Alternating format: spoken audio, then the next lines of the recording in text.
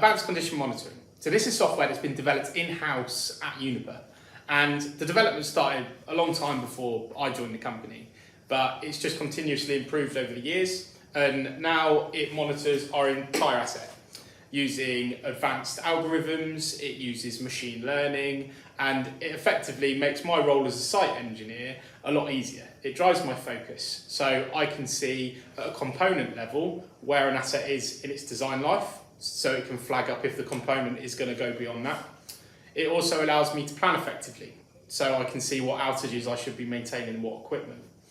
It also gives me the opportunity to have smart alerts, which essentially gives me an alert when something's operating outside of its design or operational parameters. And this could give an early indication that something's about to fail.